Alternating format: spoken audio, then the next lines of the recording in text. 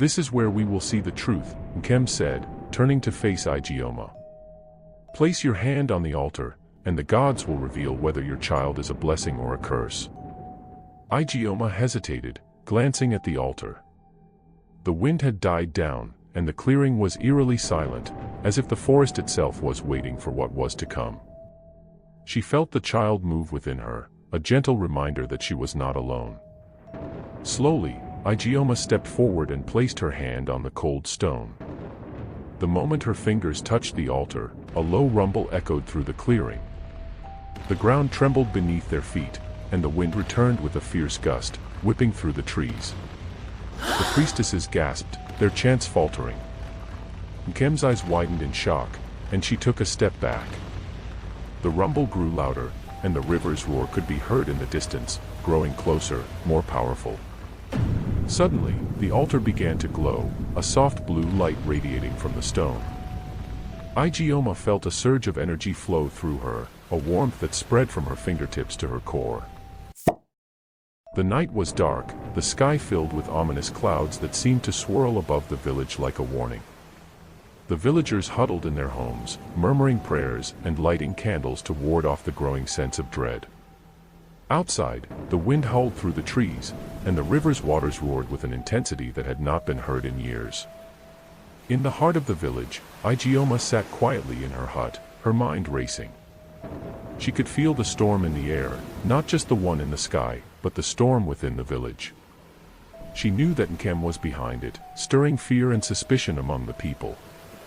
Her hand rested on her swollen belly, feeling the strong kicks of her unborn child, a constant reminder of the powerful life growing within her.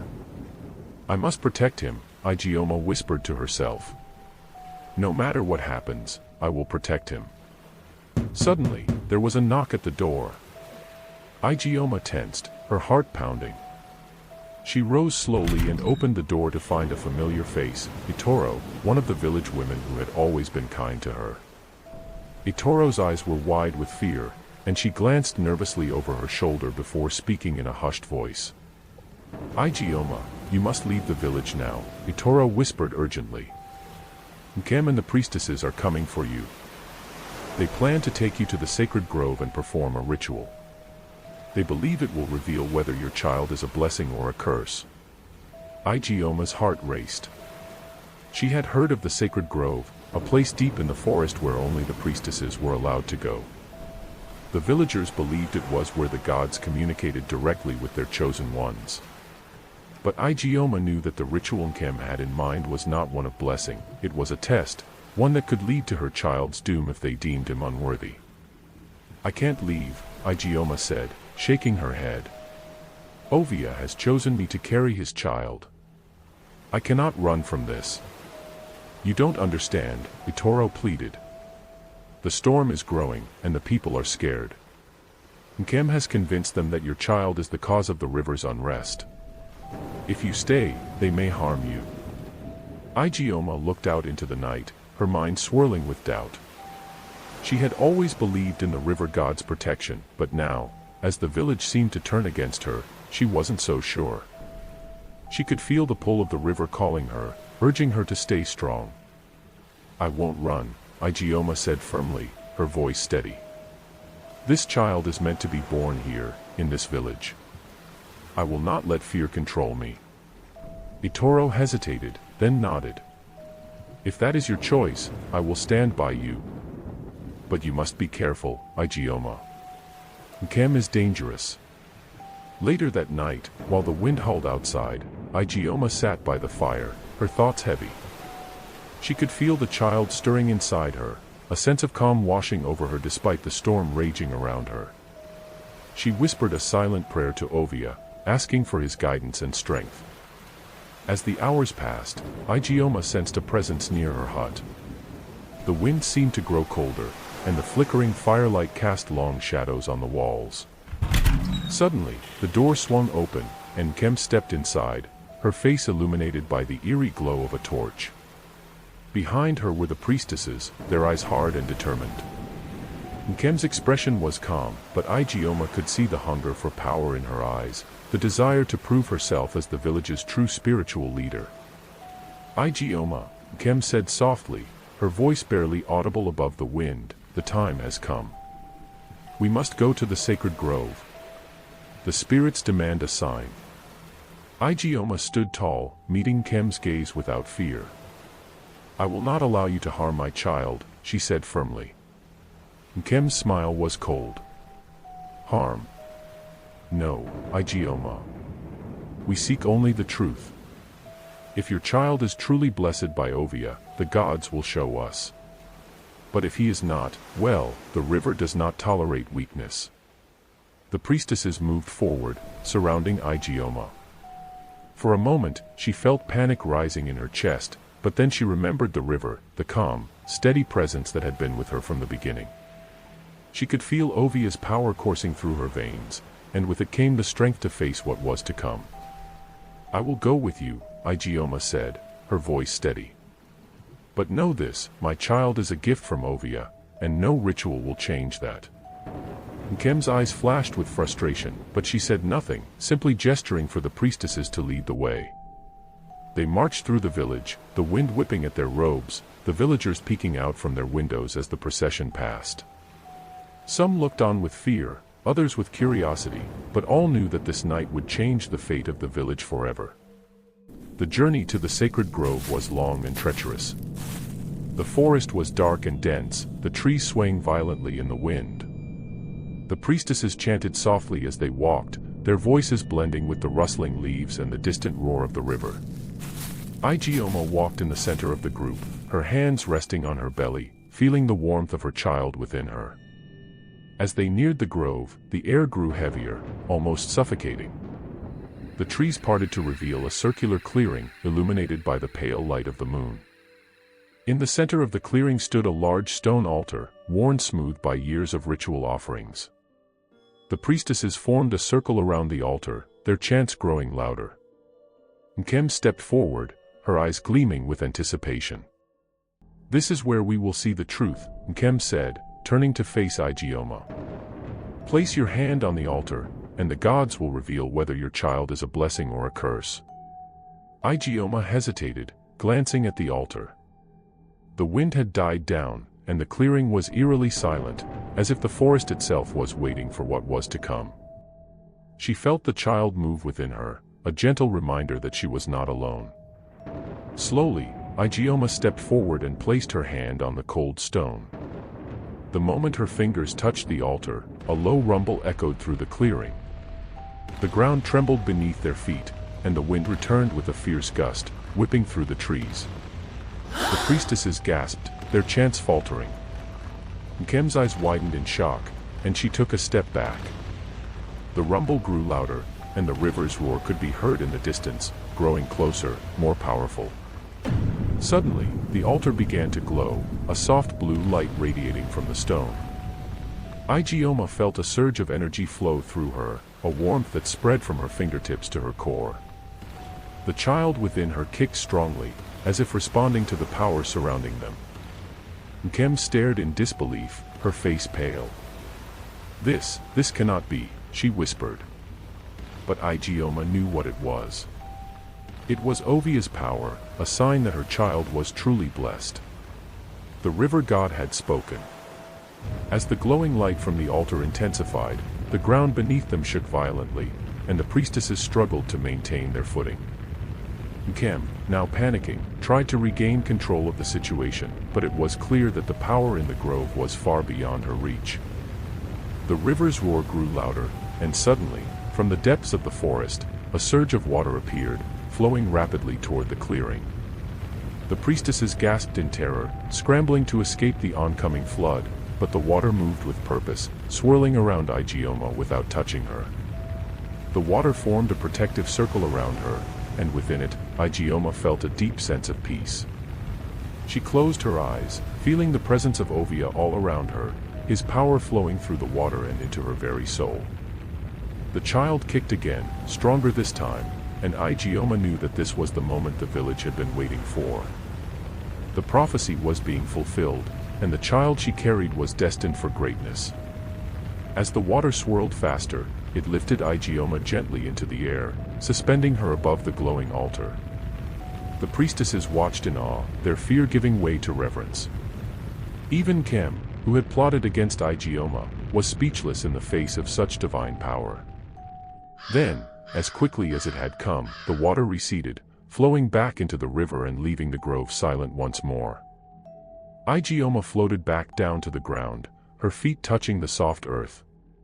She opened her eyes, feeling a deep sense of calm wash over her. The glowing light from the altar slowly faded, and the wind died down, leaving only the quiet rustle of leaves in the night air. The priestesses, still in shock, fell to their knees, bowing before Ijeoma. Nkem, too, lowered her head, her arrogance shattered by the undeniable power of the river god. "Ovia has spoken," one of the priestesses whispered, her voice trembling. "The child is blessed." Ijeoma stood tall, her hand resting on her belly. She knew that this was only the beginning.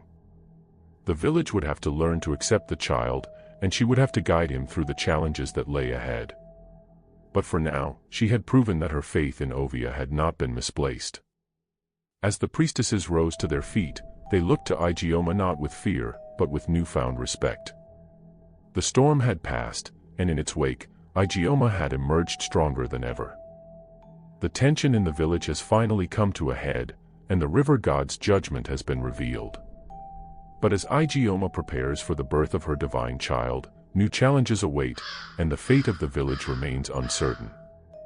The following morning, the village stirred with whispers of the night's events. The air was thick with curiosity, awe, and a lingering tension. Word had spread quickly about the glowing altar, the surge of water, and the undeniable sign that Ovia had spoken. Some villagers believed that prosperity was on its way, while others were fearful, uncertain of what the birth of a divine child might bring. Ijeoma sat outside her small hut, watching as villagers passed by, their eyes flickering between her and her swollen belly. She could feel their gazes, some filled with respect, others with doubt, but she remained calm. The storm within her had settled. Ovia had chosen her, and now, all that remained was to see the prophecy through. As the sun rose higher, a group of villagers gathered at her doorstep. Leading them was Obesai, the village elder, a man known for his wisdom and fairness. His gray beard swayed gently as he walked, and his weathered face carried the weight of many years of guiding the village through challenges. Ijeoma, Obesai greeted her with a deep, respectful bow. "We have come to speak with you." She nodded, standing to greet the elder and his group. "Please, sit," she said, gesturing to the benches outside her hut. Obesai and the others sat down, their eyes filled with questions. The village had long depended on the river's bounty, and now they were on the brink of something new, something uncertain. "We have heard the stories," Obesai began slowly, choosing his words carefully. "The priestesses have spoken of the signs, the glowing altar, the water that did not harm you. It is clear that Ovia has marked you and the child you carry." Ijeoma nodded, sensing the unease in the elder's voice. "But the village is torn," Obesai continued. "Many believe the child will bring great blessings, that Ovia will provide even more abundance than before. Yet, others fear what this child represents. They wonder if this power is too great, if the child could bring danger to us all." The silence that followed was heavy. Ijeoma understood their fears. The unknown always brought unease, and the child's divine connection to Ovia was unlike anything the village had ever seen. "I understand your concerns," Ijeoma said gently. "But Ovia has protected this village for generations. The child is not a threat but a gift. Ovia would not harm the people he has nurtured for so long." Obesai studied her for a moment, his eyes narrowing as though searching for the truth in her words. "And what of the priestesses? Nkem has been quiet since the ritual. Some say she still harbors doubts." Ijeoma thought of Nkem and the jealousy that had burned in her eyes. Though Ovia's power had silenced her for now, Ijeoma knew that Nkem was not one to give up so easily. The priestess's ambitions ran deep, and the river's favor being bestowed on a stranger would not sit well with her. "I cannot speak for Nkem," Ijeoma said after a moment. But I can say this, whatever her doubts, Ovia has chosen the path forward. It is up to us to trust in his wisdom. Obesai nodded, though the lines of worry on his face did not fade completely. He rose slowly, his body stiff from age, and the others followed suit. I will speak to the village, he said, his voice firm. We must prepare for the birth of this child with open hearts, not with fear. Ijeoma bowed her head in gratitude. Thank you, Elder Obesai. As the elder and his group left, Ijeoma sighed softly, feeling the weight of their concerns settling on her shoulders. The village had been divided by the events of the night, and while Obesai's words carried influence, there were still those whose fears could not be easily soothed. Chief among them was Nkem. In the days following the ritual, Nkem had retreated to the sacred temple, surrounded by her most trusted priestesses. She did not leave the temple grounds, and her voice, once so powerful among the people, had grown quiet.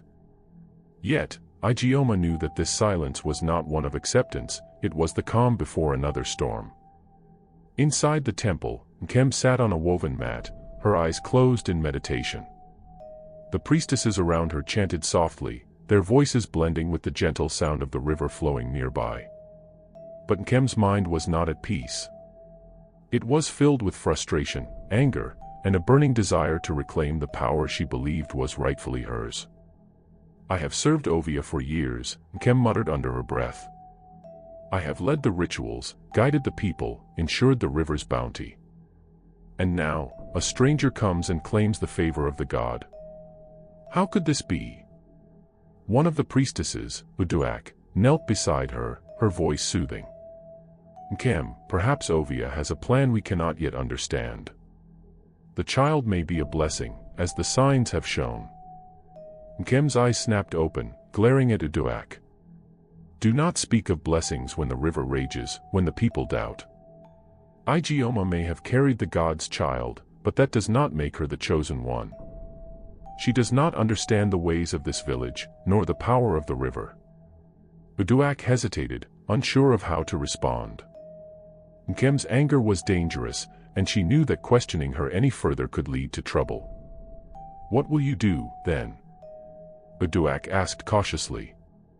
Nkem's eyes darkened. I will wait. The child has not yet been born. There is still time to reclaim my place. The river may have spoken once, but the gods are fickle. I will find a way to ensure that the child does not bring harm to this village, even if it means confronting Ovia himself.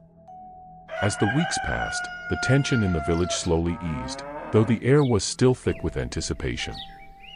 Ijeoma's belly had grown large, and the time for the child's birth drew near. The villagers had begun to leave offerings at her doorstep, gifts of fruit, woven cloth, and carved wooden trinkets, all symbols of their hope for a prosperous future. Ijeoma, too, had begun to feel the weight of the moment approaching.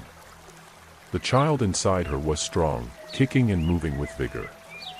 She had taken to walking by the river each day, feeling the soothing presence of the water and listening to its whispers. One evening, as the sun dipped below the horizon, casting a golden glow over the village, Ijeoma felt the first pangs of labor. She clutched her belly, gasping as the pain rippled through her. The time had come. Quickly, she was taken to the birthing hut, where the village women gathered to help her. The priestesses, including Uduak, stood nearby, chanting prayers for a safe delivery. Outside, the villagers waited anxiously, their hearts pounding with both hope and fear. As the hours passed, the pains grew stronger, but Ijeoma remained focused, drawing strength from the river that had chosen her. She knew that this child was not just hers but a part of something much larger, a destiny woven by Ovia himself. Finally, with one last push, the child was born. A silence fell over the hut as the midwife cradled the newborn, her eyes wide with awe. The baby was wrapped in a blanket and handed to Ijeoma, who looked down at the tiny face, her heart swelling with love. The child's skin was smooth, with a faint, shimmering glow, and his eyes, though barely open, seemed to hold the depths of the river itself. He was no ordinary child, he was the son of a god. The midwife stepped outside to announce the birth, and a collective gasp rippled through the crowd. "The child is born," she called. "A son of Ovia has come to us." Cheers erupted from the villagers, though some still whispered in hushed tones, wondering what the future would hold. Inside the hut, Ijeoma held her son close, her heart full of joy and wonder. She knew that this was only the beginning. The child would grow, and with him, the village would face new challenges and revelations. But for now, she was content to simply hold her child, the bridge between the human world and the divine. Outside, in the shadows of the village, Nkem watched silently, her eyes fixed on the newborn. "The son of Ovia," she whispered to herself, her lips curling into a determined smile. "We shall see what fate has in store for him." The story was far from over.